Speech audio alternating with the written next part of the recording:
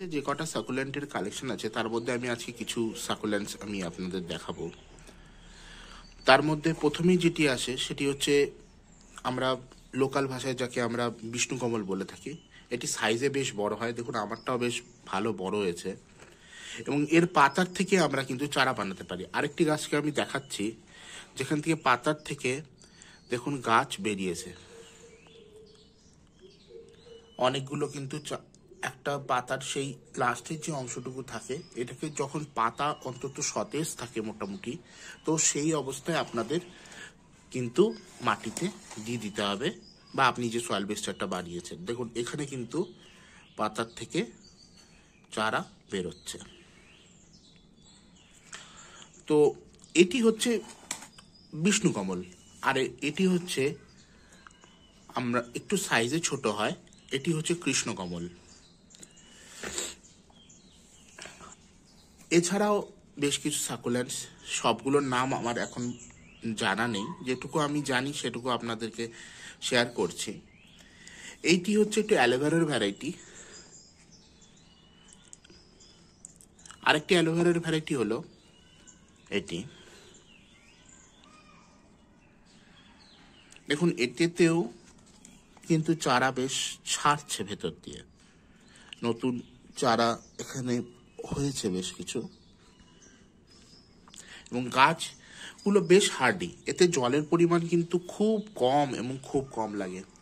আরেকটি সাকুলেন্ট দেখুন, দেখুন অপূর্ব দেখতে, এটা ঠিক যেন মনে হচ্ছে একটা ছোট্ট সবুজ গোলাপ মাটিতে ফুটেছে। আরেকটি গাছ হচ্ছে স্ট্রিং অফ পার্লস। এটি এখনো পুরোপুরি ভালোভাবে গ্রো করেনি, যদি ভালোভাবে গ্রো করে এটা মনে হবে মতির ঝর্ণা একেবারে নিচে ঝুলে পড়েছে গাছের থেকে। আরেকটি গাছ আমি দেখাতে চলেছি, সেটিও হ্যাঙ্গিং এর জন্য বেশ ভালো, সেটি হচ্ছে স্ট্রিং অফ ভ্যানানাস। দেখুন এতে মনে হচ্ছে যেন এক একটা ডালে প্রচুর কলা হয়ে রয়েছে, ছোট ছোট কলা। এইটিকে বলা হয় স্ট্রিং অফ ভ্যানানাস। দেখুন এর মাঝে মাঝে স্ট্রিং এর থেকে শিকড় বেরিয়ে আসে, এবং এই অংশ থেকে যদি কেটে আপনি লাগান তাহলে এখান থেকে কিন্তু গাছের হয়ে যাওয়ার সম্ভাবনা প্রবল থাকে। এছাড়াও আপনি এই কলার মতো অংশটিকেও লাগিয়েও কিন্তু গাছ গ্রো করাতে পারেন। সাকুলেন্ট তৈরি করার জন্য আপনার মাটি উপযুক্ত হওয়া দরকার, বলতে গেলে মাটি ওয়েল ড্রেনেজ হওয়া দরকার।